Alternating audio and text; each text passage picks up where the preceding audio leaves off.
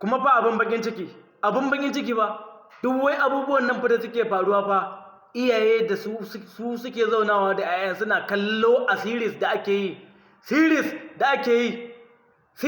yi ake haskawa na wasan Hausa series da ake haskawa na wasan Hausa a shi da ake faɗi iyaye suna ganin wannan abubuwan da nake faɗi suna ganin komai ba ƙarya ake ba waɗannan daraktocin da wannan producers da suka tsara wannan film din series din haka suka kawo muku ba fa wai kirkirar labari bane abin da ke faruwa ne a ƙasar ku a garin ku yake faruwa suka rubuta muku kuke kallo kuma kun san haka ne amma kuma kuke ɗiba ƴaƴan naku kuke kai su haya institution kuma da an ga wata mace a cikin film tana rawa tana rangaji sai a ce wannan ai wance dinanniya ce ai wance kaza ai wannan yarinya daga ganin ta ba za ta shiga aljanna ba sai a ta tsine mata bayan ke ma gashi kin dau ɗan taki kin kai ta bariki ce haya institution bariki ce in yayi ba sani haya institution ta zama bariki in kina ganin wai kin kai aiki makaranta dan ta inganta ba inganta take ba in inganta kike so ta yi ki kai ta makarantar allo mana in ta yi makarantar allo a barta da allon mana a ga in ba za ta inganta ba Qur'ani bai isa mace ba Qur'ani bai isa mace ba ilimi da wayewa Qur'ani bai isa mace ba ilimi da wayewa duk kissa da ilimi da experience da me babu a Qur'ani wayayin mutane ne annabawa Allah ya ba mu labari a Qur'ani da wayayin mutane waliyai bayan Allah ya ba mu labari a Qur'ani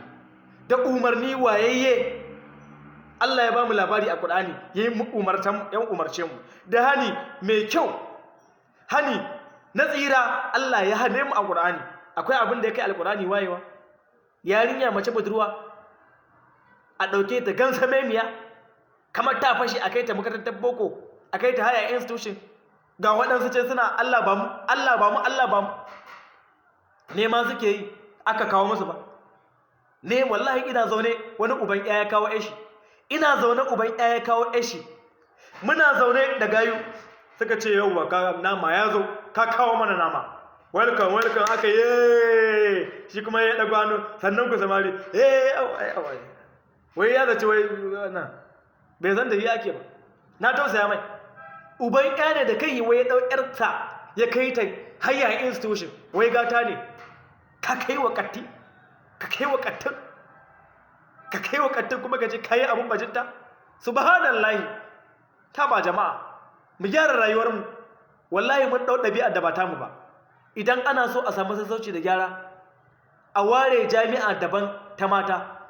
a ware jami'a daban ta maza za a samu sassauci Allah ubangiji ya samu dace wannan musifa Allah ya kare mu Allah ya tsare mu Allah ubangiji ya hana mu lalacewa Allah ya taimake mu subhanallahi Allah ya samu dace